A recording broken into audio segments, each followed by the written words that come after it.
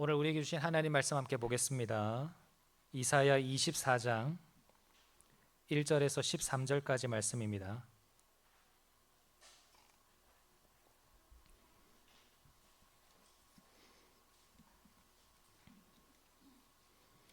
구약성경 994쪽 이사야 24장 1절에서 13절까지 말씀을 제가 봉독하도록 하겠습니다. 보라, 여호와께서 땅을 공허하게 하시며 황폐하게 하시며 지면을 뒤집어 엎으시고 그 주민을 흩으시리니 백성과 제사장이 같을 것이며 종과 상전이 같을 것이며 여종과 여주인이 같을 것이며 사는 자와 파는 자가 같을 것이며 빌려주는 자와 빌리는 자가 같을 것이며 이자를 받는 자와 이자를 내는 자가 같을 것이라. 땅이 온전히 공허하게 되고 온전히 황무하게 되리라. 여호와께서 이 말씀을 하셨느니라. 땅이 슬퍼하고 쇠잔하며 세계가 쇠약하고 쇠잔하며 세상 백성 중에 높은 자가 쇠약하며 땅이 또한 그 주민 아래서 더럽게 되었으니 이는 그들이 율법을 범하며 율례를 어기며 영원한 언약을 깨뜨렸음이라. 그러므로 저주가 땅을 삼켰고 그 중에 사는 자들이 정죄함을 당하였고 땅의 주민이 불타서 남은 자가 적도다. 새 포도즙이 슬퍼하고 포도나무가 쇠잔하며 마음이 즐겁던 자가 다 탄식하며 솟구치는 기쁨이 그치고 즐거워하는 자의 소리가 끊어지고 수금 타는 기쁨이 그쳤으며 노래하면서 포도주를 마시지 못하고 독주는 그 마시는 자에게 쓰게 될 것이라. 약탈을 당한 성읍이 허물어지고 집마다 닫혀서 들어가는 자가 없으며 포도주가 없으므로 거리에서 부르짖으며 모든 즐거움이 사라졌으며 땅의 기쁨이 소멸되었도다. 성읍이 황무하고 성문이 파괴되었느니라. 세계 민족 중에 이러한 일이 있으리니 곧 감람나무를 흔듦 같고 포도를 거둔 후에 그 남은 것을 주움 같을 것이니라. 아멘. 기도하겠습니다. 하나님 아버지, 감사합니다. 거룩한 주일 주님 앞에 나와 예배하게 하시고 또 우리의 삶을 주님 앞에 올려드리며 주님께 은혜를 간구하는 이 시간을 우리에게 허락해 주시니 감사합니다. 주님, 이 예배의 시간이 우리에게 헛된 시간이 되지 않게 하여 주시고 오직 주님께만 집중하며 주님의 말씀 듣고 또 우리의 삶을 주님 앞에서 결단하는 귀한 은혜가 있도록 역사하여 주시옵소서. 마치는 순간까지 성령 하나님 우리와 함께 하셔서 이 말씀을 깨달아 알게 하시며 그 말씀 가운데서 하나님의 뜻을 알게 하여 주시옵소서. 감사드리며 예수님의 이름으로 기도합니다. 아멘. 잘 지내셨습니까? 2주 만에 뵙습니다. 오늘 본문의 말씀을 가지고 영원을 사는 삶이라는 제목으로 함께 말씀을 상고하려고 합니다. 오늘 우리가 함께 말씀을 상고하고자 하는 그 주제는 영원함입니다. 영원함. 얼마 전에 저희 부모님께서 두 조카들을 데리고 밴쿠버에 방문을 하셨었습니다.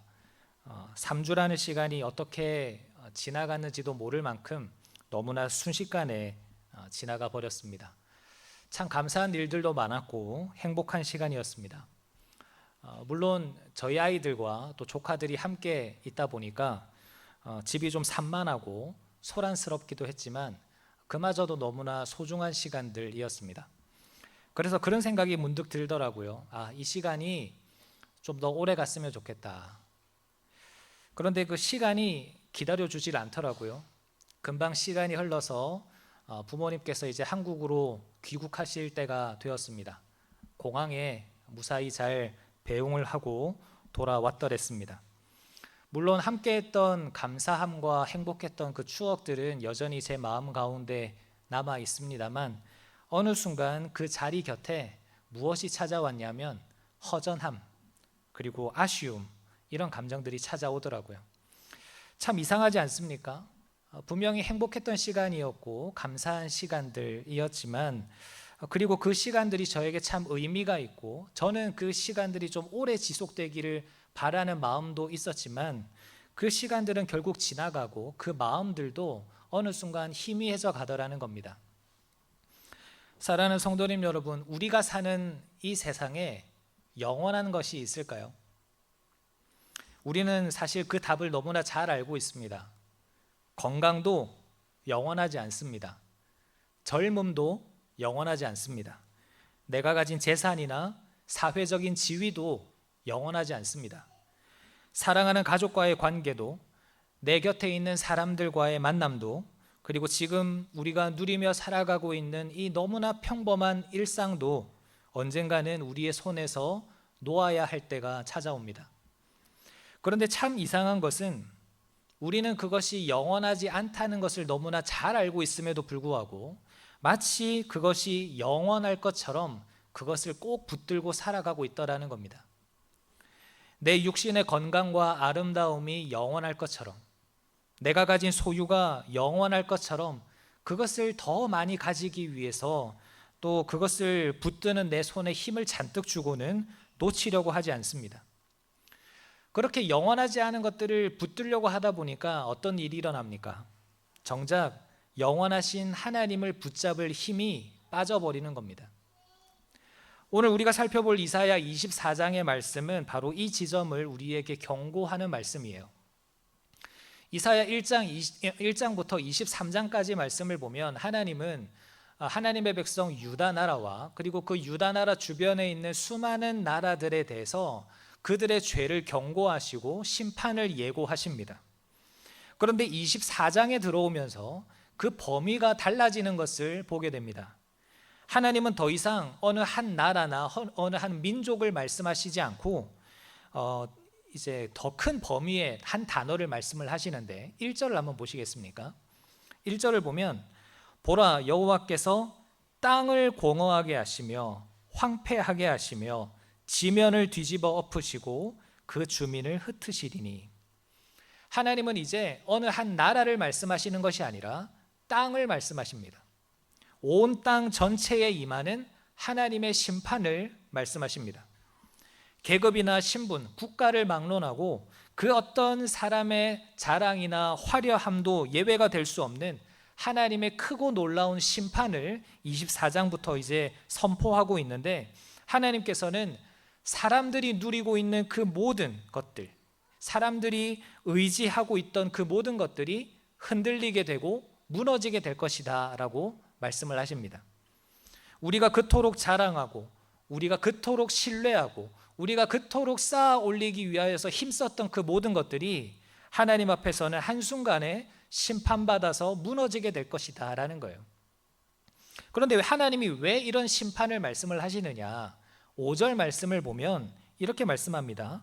땅이 또한 그 주민 아래서 더럽게 되었으니 이는 그들이 율법을 범하며 율례를 어기며 영원한 언약을 깨뜨렸습니다.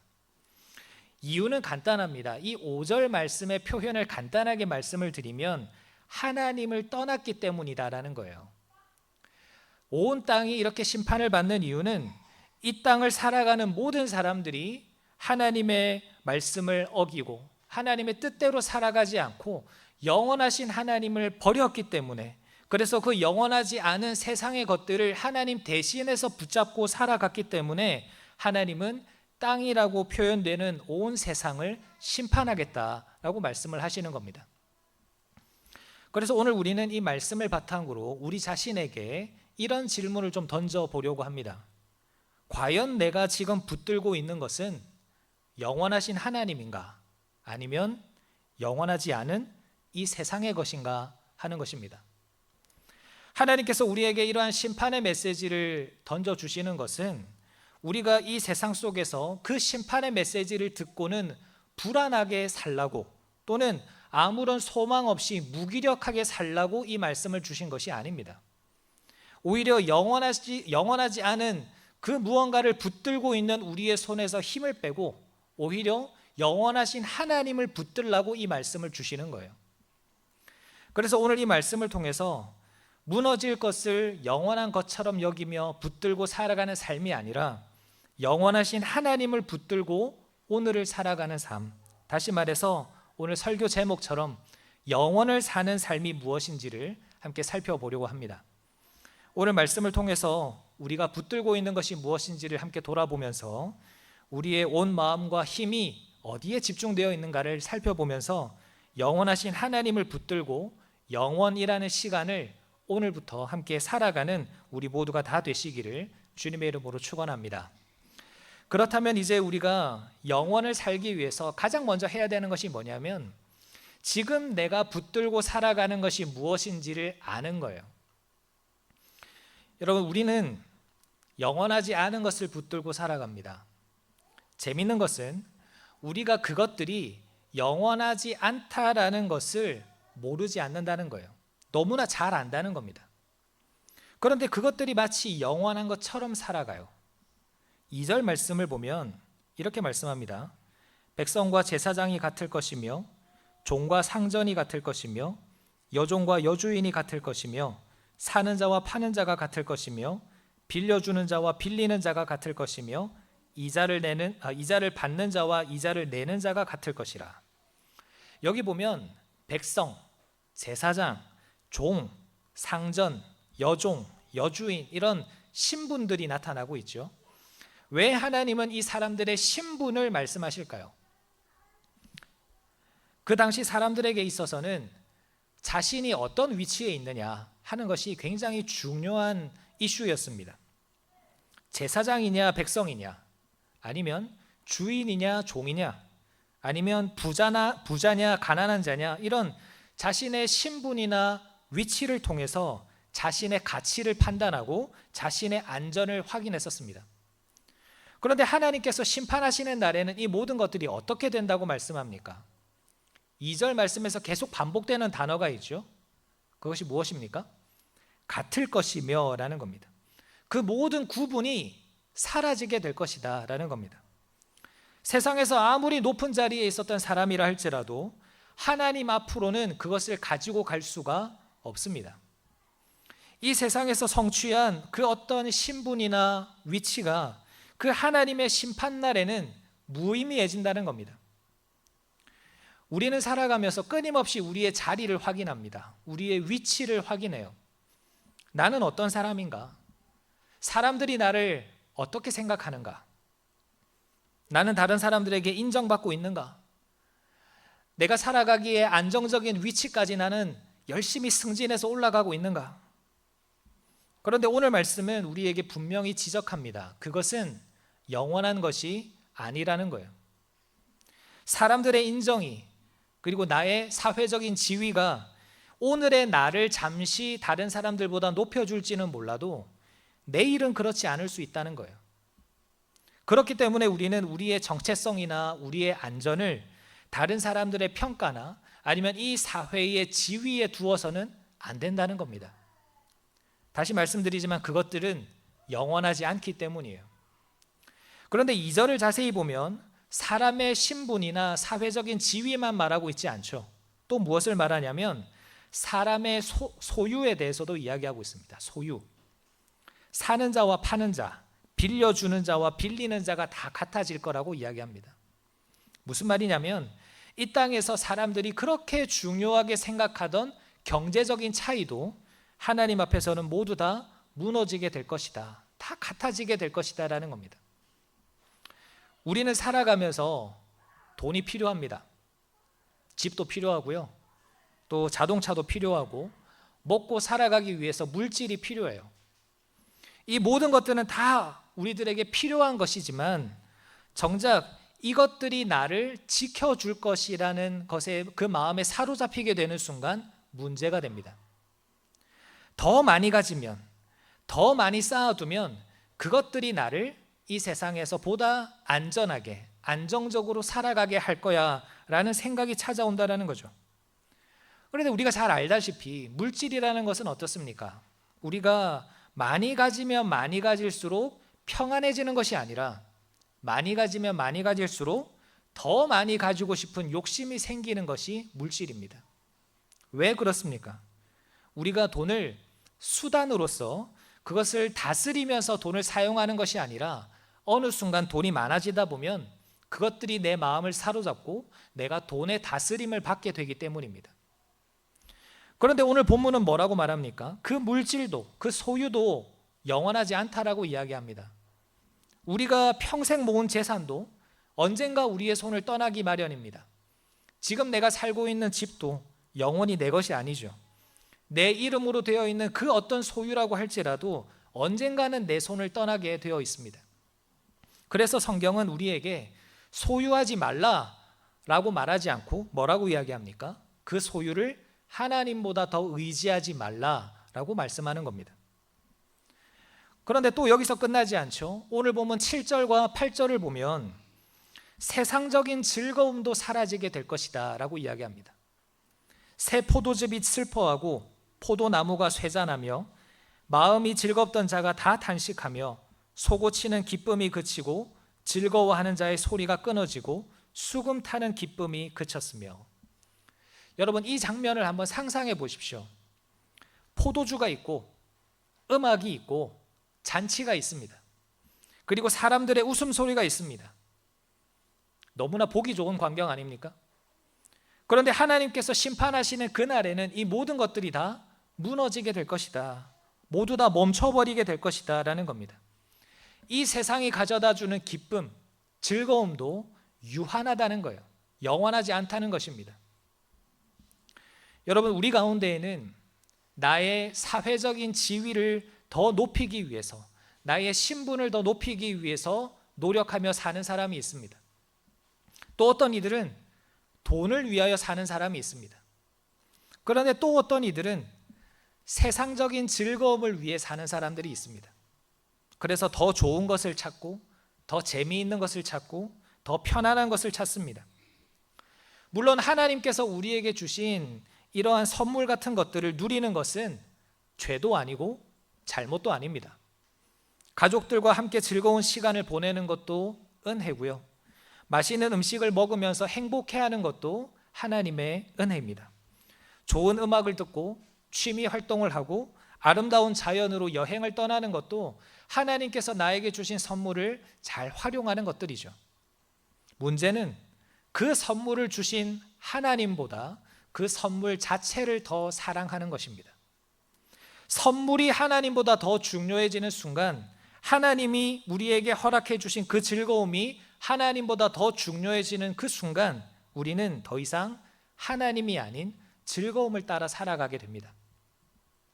이렇게 하나님은 사람이 의지하는 신분이나 소유나 즐거움을 무너뜨리시겠다라고 말씀하십니다. 하나님 앞에서 이러한 것들은 영원한 것이 아닙니다. 사실 이 세 가지, 신분이나 소유나 즐거움은 그 자체로 나쁜 것이 아니지만 그것들을 영원한 것으로 착각하는 것이 문제예요. 신분도 필요하고 소유도 필요하고 즐거움도 필요합니다. 그러나 이것들이 우리의 하나님이 되어서는 안 된다는 거예요. 왜냐하면 그것들은 우리를 끝까지 붙들어 줄 수도 없고 그것들은 무엇보다 우리를 구원할 수 없기 때문입니다. 사랑하는 여러분, 우리 마음에 들어있는 하나님 대신에 의지하고 있는 것들이 무엇인지를 한번 돌아보면 좋겠습니다. 나는 무엇이 무너지는 것이 가장 두렵습니까? 무엇을 가장 간절하게 붙들고 있습니까? 내 소유입니까? 내 건강입니까? 내 자녀입니까? 내 직업입니까? 아니면 사람들의 인정입니까? 바로 그 지점에서 하나님은 우리에게 질문하십니다. 그것이 정말 너의 영원한 반석이 될 수 있느냐? 이 세상의 지위나 소유나 그 모든 즐거움들은 무너지고 사라질 수밖에 없는 것들입니다. 그렇기 때문에 영원을 살아가야 할 우리의 삶은 영원하지 않은 것을 하나도 가지지 않는 삶이 아니라 그 영원하지 않은 것을 가지고 살면서도 그것들을 영원하신 하나님보다 더 붙들지 않는 삶을 살아야 됩니다. 다시 말하면 영원하지 않은 것을 가지고 살면서도 오히려 영원하신 하나님을 바라보며 사는 거예요. 그것이 우리의 삶이 되어야 하는 것입니다. 그렇다면 우리는 영원한 것이 없는 이 세상에서 어떻게 살아가야 하는가? 간단하게 세 가지를 좀 살펴보려 합니다. 먼저 첫째로 하나님께 드릴 시간을 구분하시기를 바랍니다. 하나님께 드릴 시간을 따로 구분하세요. 우리는 늘 시간이 없다고 말합니다. 내가 너무 바빠서 성경 읽을 시간도 없고 기도할 시간도 없고 예배에 참석할 시간도 없다. 이렇게 이야기합니다. 물론 우리에게 실제로 시간이 부족할 수 있습니다. 그런데 대부분의 경우에는 우리의 우선순위가 잘못되어 있는 경우가 참 많이 있습니다. 우리에게는 하루에 24시간이 주어집니다. 그 시간 안에서 우리는 우리에게 주어진 일도 해야 되고요, 공부도 해야 하고, 가족도 돌봐야 하고, 집안 일도 해야 하고, 또 운동도 해야 하고, 잠도 자야 하고, 많은 일들을 해야 합니다. 그러다 보면 하나님께 드리는 시간은 언제가 됩니까? 그걸 다 하고 남는 시간에 하는 거예요. 오늘은 일이 좀 일찍 끝났으니까 내가 오늘은 성경을 좀 볼 수 있겠네. 나중에 내가 시간이 되면 하나님께 기도할 수 있는 시간을 좀 가져봐야 되겠다. 이런 생각을 가져요. 그런데 우리는 너무나 잘 압니다. 그렇게 하다가 남는 시간이 잘 생기던가요? 바쁘게 이리저리 살다가 정작 남는 시간이 생기면 어떻게 합니까? 힘들다는 이유로, 피곤하다는 이유로 그 시간을 하나님 만나는 시간으로 삼지 않고 놀거나 쉬려 하죠. 그래서 영원을 사는 사람은 남는 시간에 하나님을 만나는 사람이 아니라 하나님을 만나는 시간을 따로 구별하는 사람이에요. 예배 시간을 먼저 구별하고 말씀을 읽는 시간, 기도하는 시간을 따로 정해 놓습니다. 다른 일들 때문에 그 시간이 방해받지 않도록 가장 먼저 구별하여 두는 겁니다. 누가복음 10장을 보면 예수님께서 마르다와 마리아의 집에 찾아가세요. 그런데 마리아는 예수님의 발밑에 앉아서 예수님의 말씀을 듣고 있는데, 마르다는 예수님이 오셨으니까 정말 정성껏 손님 맞이를 한다고 열심히 이리저리 분주하게 뭔가를 준비하고 있습니다. 마르다의 이 섬김을 위한 분주함은 잘못된 것이 아니죠. 그런데 문제는 무엇입니까? 그 너무나 많은 일에 자신의 마음을 다 빼앗긴 나머지 가장 중요한 것이 무엇인지를 잊었다는 거예요.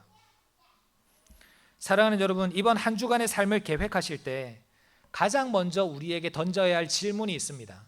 그게 뭐냐면, 나는 언제 하나님과 단둘이 있을 시간을 가질 것인가 하는 거예요. 아침이 될 수도 있습니다. 잠자기 전이 될 수도 있어요. 그 시간이 10분이 될 수도 있고 30분이 될 수도 있고 2시간, 3시간이 될 수도 있습니다. 말씀을 읽고 기도하고 하나님 앞에서 우리 자신의 삶을 돌아보는 시간을 가지시기를 바랍니다. 무엇보다 예배의 시간을 구별하시면 좋겠어요. 예배에. 여러분, 내가 시간이 되면 참석하겠다, 그게 예배가 아닙니다. 하나님을 사랑하기 때문에 하나님께 드릴 시간을 가장 먼저 구별하는 건 그게 예배예요. 영원을 살아가는 사람은 영원하신 하나님께 기꺼이 자신의 시간을 내어드리면서 하나님과 함께 시간을 보내는 사람, 그 사람이 영원을 사는 사람입니다. 이번 한 주 하나님께 드릴 시간을 기꺼이 내어드리며 정해보시기를 바랍니다. 그 작은 변화가 우리의 삶을 분명히 변화시킬 줄로 믿습니다. 둘째로요, 오늘 나에게 주어진 일을 성실하게 잘 감당하시기를 바랍니다. 영원을 바라본다 라는 것이 그냥 먼 미래를 바라보는 그런 의미가 아닙니다. 영원을 바라보기 때문에 오늘을 더욱 성실하게 살아가는 거예요. 예수님께서 마태복음 25장에서 달란트 비유를 말씀하셨습니다. 주인이 종들에게 5달란트, 2달란트, 1달란트를 맡기고 멀리 떠나요. 그리고 시간이 지나서 주인이 돌아옵니다. 그 시간 동안 충성된 종들은 어떻게 합니까? 주인이 없는 동안에도 자신에게 맡겨진 것을 가지고 최선을 다해서 일해서 남기죠. 여러분, 생각해 보면 이 5달란트 받은 자와 2달란트 받은 이 충성된 종들은 늘 주인의 곁에서 주인의 얼굴을 보면서 일했던 사람이 아니에요. 이들은 언제 주인이 돌아올지를 몰랐습니다. 그럼에도 불구하고 그들이 행했던 삶의 태도가 무엇입니까? 주인이 언제 올지 모르지만 나는 나에게 주어진 것을 가지고 그 주인의 뜻대로 성실하게 살아가겠다. 그것이 이 마지막 때를 기다리는 우리의 삶의 태도여야 한다는 겁니다. 여러분, 지금 우리가 살아가는 이 시대를 종말, 마지막 때라고 합니다. 이 마지막 때를 기다리는 사람은 그냥 오늘을 포기해버리는 사람이 아닙니다. 가진 것을 다 팔고 그냥 산으로 들어가서 가만히 예수님 오시기만을 기다리는 것이 마지막 때를 살아가는 사람의 삶의 태도가 아니라는 거예요. 오히려 주님이 다시 오실 것을 믿기 때문에 오늘을 성실하게 살아가는 사람, 그 사람이 마지막 때를 살아가는 사람이에요. 우리 모두에게는 하나님께서 주신 사명과 일이 있습니다. 부모는 부모에게, 자녀는 자녀에게 맡겨진 일들이 있고, 직장에서, 사업터에서, 교회에서, 그리고 만나는 사람들의 그 모임 속에서 하나님은 우리가 이 땅에서 감당해야 할 일들을 주셨습니다. 그러면서 오늘이라는 시간을 주셨어요. 그러면 우리는 이 오늘이라는 시간을 어떻게 보내야 하겠습니까? 과연 이 시간을 허투루 보낼 수 있을까요? 내가 오늘 하나님께서 나에게 맡겨주신 이 사람을 어떻게 대할 것인가? 오늘 우리 가족들에게 어떤 말로 격려하고 위로할 것인가? 내가 오늘 직장에서 얼마나 성실하게 정직하게 일할 것인가? 이것을 고민하며 살아가는 삶이 영원을 살아가는 삶입니다. 하나님은 우리에게 매일매일 뭔가 대단한 것을 요구하시는 분이 아니에요. 아무도 알아주지 않는 일을 하더라도 하나님 앞에서 한다라는 그 마음을 가지고 오늘 내가 해야 할 일에 최선을 다하고 성실하게 감당하는 삶, 그것이 하나님이 우리에게 요구하시는 삶입니다. 사람들이 칭찬하지 않는 일이라고 하더라도 정직하게 행하시기를 바랍니다. 아무리 사소하고 작은 일이라 할지라도 대충 하지 마시기를 바랍니다. 왜냐하면 우리는 영원하신 하나님 앞에서 사는 사람들이기 때문입니다. 주님이 언제 다시 오실지는 모르지만 주님이 다시 오시는 그날까지 오늘 나에게 맡겨주신 그 일을 성실하게 감당하는 것, 그것이 영원을 기다리는 우리의 삶의 태도여야 한다는 것입니다. 마지막으로 우리는 하나님으로 인하여 감사해야 합니다. 감사하는 삶을 살아야 돼요. 사실 이것이 우리의 신앙생활에 있어서 굉장히 중요한 훈련입니다. 왜냐하면 우리의 감사는요, 언제나 우리의 눈에 보이는 것에 머무를 때가 많기 때문입니다. 여러분, 언제 감사하시죠? 언제 기쁘세요? 만약 오늘 제가 예배를 마치고 여러분 돌아가시는 길에 저기 앞에 서가지고 한 분당 $100만 나눠드린다 라고 생각을 해보십시오. 벌써 입에 미소가 생기면서 그걸 받으면서 돌아가실 때 저에게 뭐라고 인사하며 가시겠습니까? 목사님 감사합니다. 그러면서 가시지 않겠어요? 그냥 감사합니다 라고만 안 하겠죠. 전심을 다해서. 그런데 오늘 이렇게 설교만 듣고 예배를 마쳤어요. 제가 앞에 저렇게 서 있는데 뭐라고 인사하고 가시겠습니까? 목사님 다음 주 뵙겠습니다. 뭐가 이렇게 차이가 날까요? 우리는 보통 눈에 보이는 유익에 쉽게 기쁨을 느끼고 쉽게 감사를 느낍니다. 그래서 우리가 신앙생활할 때도 눈에 보이는 좋은 현상들이 나타나면 하나님께 뭐라고 고백하냐면 하나님 감사합니다. 주식이 올랐군요. 부동산이 올랐군요. 눈에 보이는 것이 있으면 쉽게 감사가 나와요. 그런데 그 좋은 것들이 사라지면 어떻게 됩니까? 우리는 뭐라고 말하죠? 하나님을 원망합니다. 하나님 왜 파란색입니까? 이러면서 왜 주식이 떨어집니까? 이러면서 이제 원망하기 시작하죠. 오늘 본문에서도 마찬가지입니다. 기쁨과 번영을 상징하는 새 포도즙과 포도나무가 시들어 버립니다. 사람들의 즐거움은 사라지고요, 더 이상 음악이 연주되지가 않습니다. 사람들이 찾던 기쁨의 근거들이 사라져 갑니다. 내 삶에 내가 좋아하고 내가 의지하던 것들이 사라져 가요. 그런데 그때 하나님이 우리에게 물으십니다. 사랑하는 아들아, 사랑하는 내 딸아, 그럼에도 네가 기뻐할 수 있니? 그럼에도 네가 감사할 수 있니? 물으시는 거예요. 이 질문에 하박국 선지자가 이렇게 고백합니다. 하박국 3장 17절과 18절 함께 다 같이 읽어볼까요? 시작. 비록 무화과 나무가 무성하지 못하며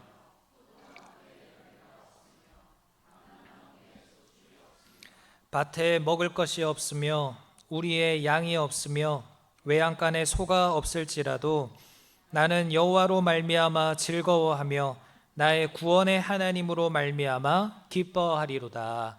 아멘. 여러분, 환경이 좋아서 기뻐하는 게 아닙니다. 눈에 보이는 유익이 나에게 주어져서 기뻐하는 게 아니에요. 하나님이 계시기 때문에 기뻐하는 것입니다. 사랑하는 성도님 여러분, 이 고백이 우리의 삶의 고백이 되어야 합니다. 무언가 좋은 일이 생겼을 때 하나님 감사합니다 라고 고백하는 것에서 그치지 말고 그 좋은 것이 사라지고 난 이후에도 하나님께 감사하는 훈련이 되어야 돼요. 우리의 몸이 건강할 때 우리는 하나님께 감사합니다. 하지만 그 몸이 예전 같지 않다 할지라도, 내 몸에 연약함이 찾아온다 할지라도 지금 내 몸만 바라보면 감사가 나오지 않을 것 같지만 그 연약한 나와 지금도 함께 하시는 그 하나님을 바라보니 내가 감사합니다. 이 고백이 나와야 된다는 거예요. 원하는 것을 얻었을 때도 감사하시기 바랍니다. 하지만 그 원하는 것을 얻지 못했을 때에도 하나님께서 나를 향한 뜻을 신뢰하면서 그 하나님을 바라보며 감사할 수 있어야 해요. 왜냐하면 우리의 감사의 근거는 내가 무엇을 가지고 있느냐 거기에 달려있는 것이 아니라 내가 누구와 함께 있느냐에 달려있기 때문입니다. 우리가 가지고 있는 모든 것은 다 변합니다. 건강도 변하고요, 환경도 변하고 관계도 변하고 모든 것이 다 변합니다. 하지만 오직 하나님만은 영원히 변하지 않으십니다. 그렇기 때문에 영원을 사는 사람은 하나님께서 나에게 주신 그 선물을 기뻐하면서도 그 선물을 하나님 대신 삼지 않습니다. 그 선물을 주신 하나님을 붙들고 그 하나님으로 만족하는 거예요. 그래서 그 선물이 나에게 주어졌을 때도 감사하지만 그 선물이 내 손을 떠날 때에도 그 하나님으로 인해서 감사하는 것, 그것이 영원을 사는 사람의 삶입니다. 여러분, 제가 이렇게 말씀을 드리는 것이 억지로 좋다고 이야기하라, 억지로 감사하라 그런 이야기가 아닙니다. 슬플 때는 슬프다 하나님께 털어놓을 수 있어야 합니다. 아쉬울 때는 아쉽다라고 하나님께 토로할 줄도 알아야 돼요. 눈물이 날 때는 그 눈물을 억지로 감추며 억지로 웃을 필요가 없습니다. 믿음이라는 것은요, 슬픔을 느끼지 않는 것이 아니에요. 기쁨만을 느끼는 것이 믿음이 아닙니다. 오히려 슬픔이 있고 아쉬움이 있고 내 삶의 수많은 변화와 그런 한계를 경험하더라도 그 모든 것을 가지고 누구에게로 나아가는 삶? 하나님에게 나아가는 삶. 그 영원하신 하나님께 나아가는 삶. 그 모든 감정의 끝에서 결코 하나님을 포기하지 않는 삶, 끝까지 하나님을 붙드는 삶, 그것이 영원을 사는 삶이라는 것입니다.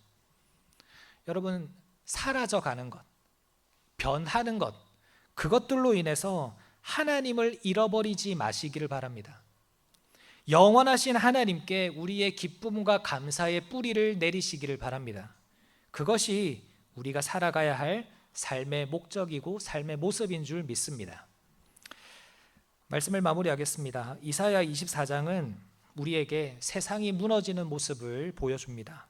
사람들이 의지했던 신분과 또 지위가 무너지고 사람들이 그렇게 모으고 쌓아 올렸던 소유들도 다 무너지고 그리고 사람들이 그토록 찾았던 세상의 즐거움들도 다 무너진다 말합니다. 왜 하나님은 이렇게 비극적이고 슬픈 그런 심판의 말씀을 우리에게 주시는 걸까요? 더 이상 우리가 이 땅 가운데서 영원하지 않은 것을 붙들고 살지 않게 하기 위함입니다. 그리고 하나님은 우리가 무엇을 붙들어야 할지를 말씀해 주셨죠. 하나님께 드릴 시간을 구분하여 살고 그리고 오늘 나에게 맡겨주신 그 일들을 성실하게 감당하며 살고 무엇보다 결코 하나님을 놓지 않으면서 그 하나님으로 인하여 감사하며 살고 그것이 우리가 살아가야 할 삶의 모습입니다. 영원을 산다라는 것은 특별한 사람이 되는 것이 아닙니다. 그 영원하신 하나님을 붙들고 오늘 하루를 사는 거예요. 그 영원하신 하나님께 나의 시간을 내어드리고, 그 영원하신 하나님께서 나에게 맡겨주신 일을 성실하게 감당하고, 그리고 그 삶의 순간순간 속에서 그 하나님께 감사하는 삶, 그것이 영원을 사는 삶인 줄 믿습니다. 영원하지 않은 것을 영원한 것처럼 붙들지 마시기를 바랍니다. 그 대신 영원하신 하나님을 붙드시기를 바랍니다. 그리고 그 하나님을 붙든 채로 오늘을 살아가십시오. 오늘 하루의 시간을 온전히 하나님께 내어드리고, 오늘 만나는 사람들을 하나님을 사랑하듯이 사랑하고, 오늘 나에게 맡겨진 일들을 성실하게 감당하며 나에게 허락하여 주신 것들에 감사하시기를 바랍니다. 그렇게 오늘을 살고 또 오늘을 살아가는 것이 바로 이 땅에서 영원을 사는 삶입니다. 이 말씀을 마음에 새기면서 영원하신 하나님을 붙들면서 영원을 살아가는 우리 모두가 다 되시기를 주님의 이름으로 축원합니다. 아멘.